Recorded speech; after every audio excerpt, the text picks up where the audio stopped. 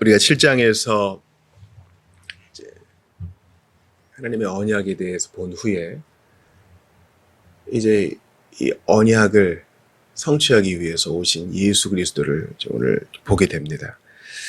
앞으로 이제 총 3번에 걸쳐서 중보자 그리스도에 대해 볼 텐데, 이 중보자 그리스도는요, 웨스트민스터 신앙 고백에서도 또 대요리문답, 소요리문답에서도 아주 귀하게 다루는 부분이고, 다른 요리문답도 마찬가지고 성경 자체도 그러하죠. 왜냐하면 중보자가 없이는 우리는 하나님 앞에 설 수 없기 때문입니다. 참 공교롭게도 우리가 새벽에 히브리서 말씀 보고 있지 않습니까? 예수님께서 우리의 대제사장이 되어주시고 중보자가 되어주시고 지금도 그 일을 하시기 때문에 우리가 과거에 구원 받았고 칭의를 받았고 지금도 구원 받고 있으며, 즉 성화의 길에 서 있으며 온전히 영화에 이를 것을 확신하게 되는 것입니다. 중보자는 핵심적인 개념입니다. 하나님과 사람 사이의 중보는 한 분뿐이시니 곧 인간의 몸을 입고 오신 예수 그리스도 한 분뿐이신 것입니다. 1항에서 좀 주의 깊게 보셔야 될 부분은요, 하나님께서 자신의 영원한 목적 안에서 자신의 독생자 주 예수님을 두 분 간에 맺으신 언약에 따라 하나님과 사람 사이의 중보자, 선지자, 제사장, 왕, 교회의 머리, 구원자, 모든 것의 상속자, 세상의 심판자로 선택하시고 정하기를 기뻐하셨다는 거예요. 이것은 바로 영원전의 두 분 간에 맺으신 언약에 따른 것입니다. 요한복음 7장 6절을 보세요. 세상 중에서 내게 주신 사람들에게 내가 아버지의 이름을 나타내었나이다. 그들은 아버지의 것이었는데 내게 주셨으며 그들은 아버지의 말씀을 지키었나이다.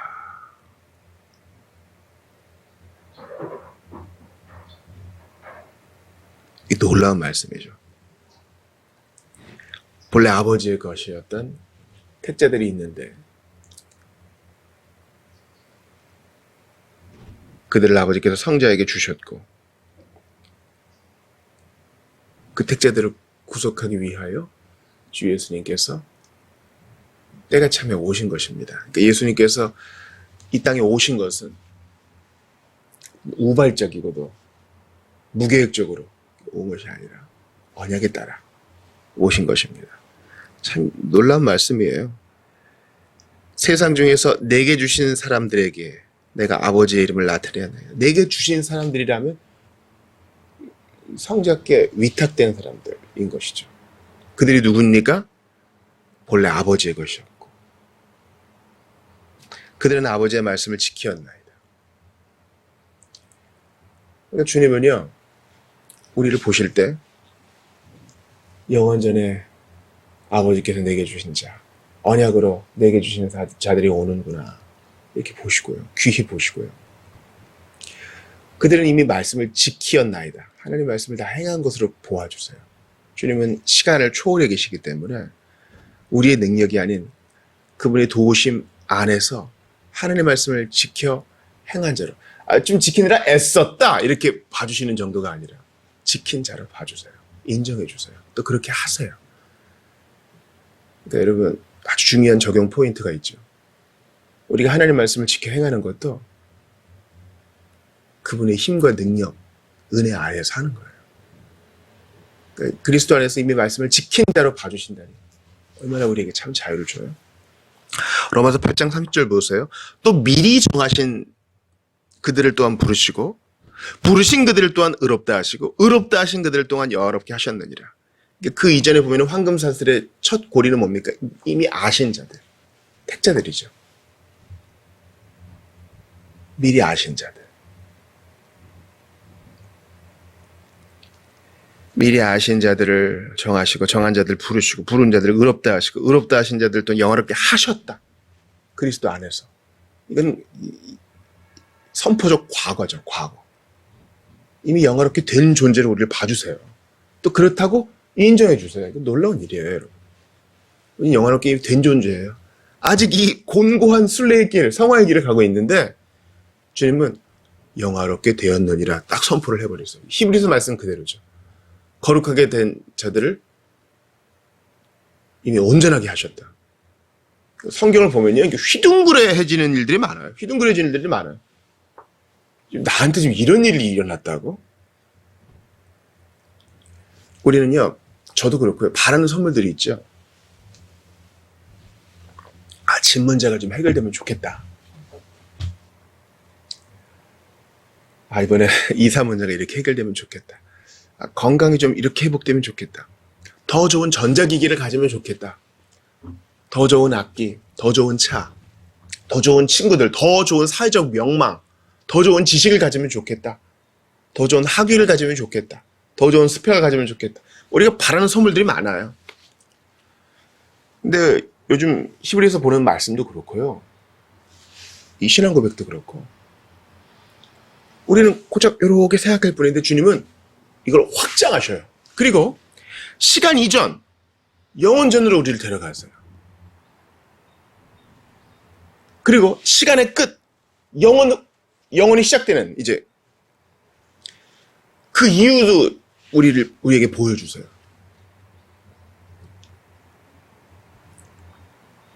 영원전. 세상의 끝 이유까지 보여주시면서 우리가 보장된 삶을 살고 있습니다. 하나님 말씀을 지키었나이다. 영화롭게 되었다. 이렇게 선포하시면서 우리를 넘어선 객관적인 실제를 우리에게 보여주며 우리를 위로하세요. 이런 신학적 위로, 성경적 위로가 우리에게 넘치기를 바라요. 우리의 수준이 이번에 뭐가 됐습니다. 뭐를 얻었습니다. 이 정도에서 만족하는 게 아니라 금과 은이 내게 없을지라도 무화과 나무 잎이 마를지라도 포도 열매가 없을지라도 내 뜻대로 안 돼도 이미 내게 주어진 것으로 인해 만족합니다. 저는 이미 평생 다 감사하고 갚아도 부족할 만한 은혜를 이미 받았습니다. 이렇게 고백하며 나아갈 수 있기를 바라요. 이 항의 내용에서는요, 한입격 두번성이라는 아주 정통적인 교리를 서술합니다. 일단 그분이, 즉 성자 예수님, 중보자 그리스도가 하나님과 같은 본질, 동일하시다라는 것을, 한 본질 동일하시다는 것을 말합니다. 왜 그래 아버지가 더 높지? 아니야. 그것은 삼위일체 안에서의 관계의 문제일 뿐 성부가 더 높고 성자는 그 아래다. 우리는 그렇게 볼 권한이 없어요. 성경은 나와 아버지는 하나다 그랬어요. 자발적으로 성부께 순종하실 뿐 성자가 성보다 열등한 것이 아닙니다.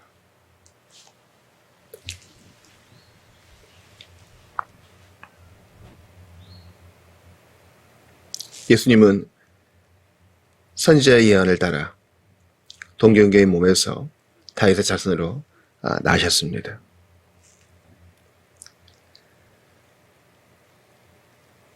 신앙 고백의 내용을 보세요. 따라서 완전하고 완벽한, 그리고 구별되는 두 본성이요. 신성과 인성이 한 인격 안에 연합되어 있지만, 이 니케아 신경이죠. 자, 삼위일체의 제2위격, 성자 안에, 성자 하나님 안에, 성자 하나님은 한 인격이죠. 두 본성, 신성과 인성이 있어요.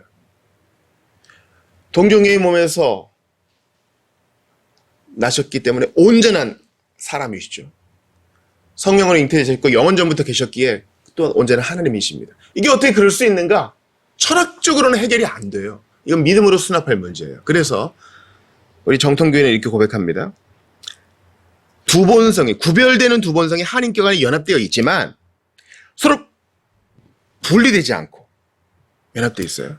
분리되지 않고 전환이나 혼합이나 혼동이 없습니다. 이게 아주 중요한 고백이에요.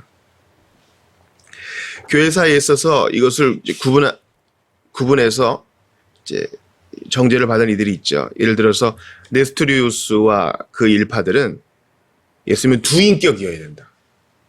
한 인격이 아니다. 두 본성이니까 각각의 본성에 맞는 인격이 있다. 아니요. 그러면 성자 하나님을 가르게 되는 것입니다. 이 네스토리우스는 경교라 그래서 당나라 시대 때 전파된 기독교고 그 기독교가 신라 시대 때 전파됐어요. 그러니까 우리 이미 신라 시대 때, 통일신라 때 네스토리우스 경교, 잘못된 기독교가 우리나라에 전파된 적이 있었으나 많이 확산되지는 않았습니다. 또 유티케스 주인은 예수님께 구분되는 두 본성이 있다는 것을 또 부인합니다. 구분되는 두 본성이 아니라 그게 하나로 짬뽕돼 있다 이렇게 얘기하는 거예요. 아니요. 신성과 인성은 구분됩니다.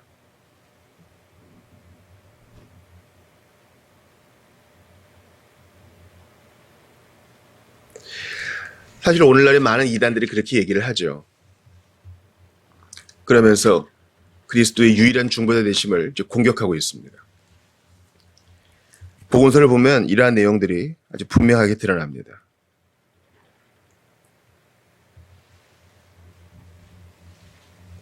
로마서 9장 5절 보세요. 조상들도 그들의 것이요 육신으로 하면 그리스도가 그들에게서 나셨으니 그는 만물 위에 계셔서 세세의 찬양을 받으실 하나님이시라. 아멘. 그리스도가 그들에게서 나셨으니 그리스도는 완전한 사람으로 나셨어요. 우리와 똑같은 사람으로 나셨어요. 신성과 인성이 구분되기 때문에 우리가 받았던 유혹을 똑같이 받았다고 말할 수 있는 거예요. 죄를 짓지 않으셨을 뿐, 죄가 없으실 뿐, 그 유혹의 본질을 아세요. 동시에 로마서 9장 5절이 말하는 것처럼 그분은 찬양받으실 하나님이시다. 여러분, 예수님이 하나님이라는 선포가 낯선 분들이 있어요. 예수님은 100% 하나님이세요. 또한 예수님은 100% 사람이셔요. 이러한 중보자가 되시려면 이래야만 돼요. 우리 편에서 중보자, 또한 하나님 편에서는 또 온전한 사람으로 자격을 획득하신 주 예수님에 대한 이 교리적 선을 마음에 붙으시기를 바랍니다. 디모데전서 2장 5절 초반에 언급한 부분입니다. 하나님은 한 분이시요 또 하나님과 사람 사이의 중보자도 한 분이시니 곧 사람이신 그리스도.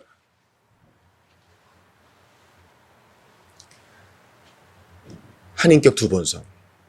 성부가 아니에요. 성자가 아니에요. 오직 성자께서만. 중보자는 한 분이시니까요. 그러니까 로마서에서는 예수님은 하나님이시라 얘기하고 디모데전서에서는 그리스도 예수는 사람이시라 얘기하니 이것이 다른 주장이 아니요 하나입니다. 이것을 붙드세요. 예수님이 사람의 몸을 입으셨다. 우리와 같이 되셨다는 것은 어마어마한 모험이요. 이것으로 인해서 어마어마하게 또 많은 거짓 선생들이 비집고 들어오잖아요. 이것은 모험에 가까운 사랑이에요.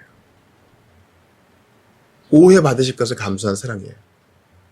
또한 지극히 낮아지신 사랑이에요. 우리가 반려견, 반려묘를 너무 좋아한다 그래서 내일부터 개로 살겠습니다. 내일부터 고양이가 되겠습니다. 이럴 분들은 없을 거예요. 예수님은 그렇게 하세요. 동물들은 본능에 충실하여 하나님을 송축하기는 하죠. 때로는 사람은 금수만도 못할 때가 있잖아요.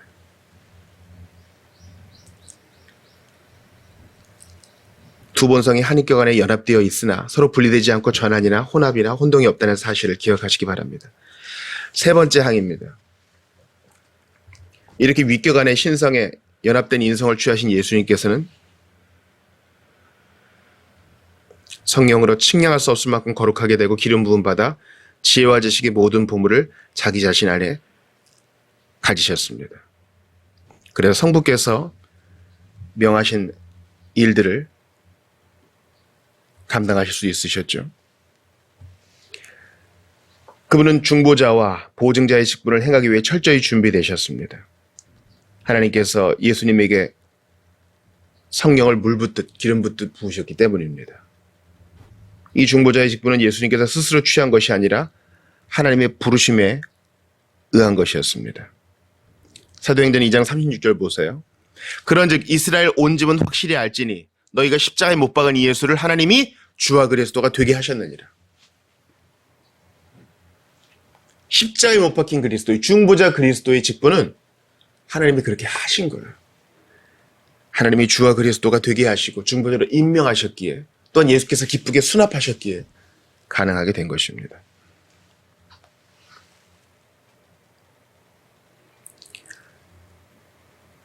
요한복음 5장 22절 보세요. 아버지께서 아무도 심판하지 아니하시고 심판을 다 아들에게 맡기셨으니. 경륜적 삼위일체 안에서 예수님의 이 중보자 사역은요, 그분이 단독으로 하신 것이 아니라 이 삼위 하나님의 연합 사역이에요. 성부는 임명하시고 성자는 수납하시고 몸을 취하시고 성령께서는 이 모든 일을 우리에게 적용하시고,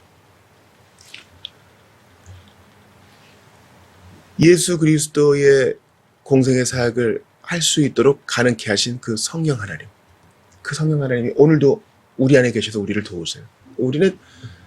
우리에게 지금 어떤 일이 일어나는지를 제대로 봐야 돼요. 또 우리에게 어떤 힘이 주어졌고 어떤 능력이 주어졌고 어떤 약속이 주어졌는지를 봐야 돼요.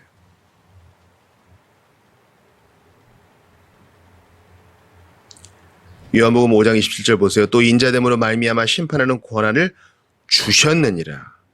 하늘과 땅의 모든 것을 내게 또 주셨다고 마태복음 28장 18절은 말하죠.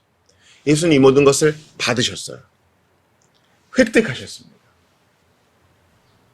아름다운 사역이에요. 아름다운 연합의 사역이에요. 겸손한 복종의 사역이에요. 그래서 우리 안에도 그렇게 적용돼야 됩니다. 우리가 얼마나 삼위일체 하나님에 대한 믿음에 근거해야 되는지를 봐야 되고요. 십자가를 보면서도 성부를 떠올리고 십자가를 묵상하면서도 그 예수님을 붙으셨던 성령께서 우리 안에 계심을 또한 목도해야 되는 것입니다. 우리가 지금 누리고 있는 이 은혜와 하나님의 자녀라는 이 직위는, 이 놀라운 지위는 영원 전에 주께서 언약하신 것이라는 사실을 기억해야 됩니다. 골로새서 2장 3절 보세요. 그 안에는 지혜와 지식의 모든 부화가 감추어져 있느니라. 예수님 안에 지혜와 지식의 모든 부화가 있어요. 그러니까 우리가 예수님 안에 거해야, 그리스도와 연합된 자로 믿고 우리 자신을 바라봐야 그거 우리 걸로 취할 수 있어요. 여러분 지혜롭기를 원하세요? 지식에 충만하게 원하세요? 예수님 안에 거하세요. 예수님 안에 지혜와 지식의 충만함이 있어요. 요한복음 3장 44절 보세요. 하나님이 보내신 이는 하나님의 말씀을 하나니 이는 하나님의 성령을 한량없이 주심이니라. 예수님을 예수님 되게 하신 그 성령께서 우리 안에 계세요. 그래서 우리도 그리스도의 길을 가게 하세요. 예수님 말씀하시죠. 나보다 더 큰 일을 하게 될 것이라고. 성령이 우리 안에 계시기 때문이에요. 성경을 소멸하지 말고 우리 안에 계신 성령님을 의지함으로 오늘도 나를 초월한 삶, 하나님 기뻐하시는 삶 살 수 있기를 바랍니다.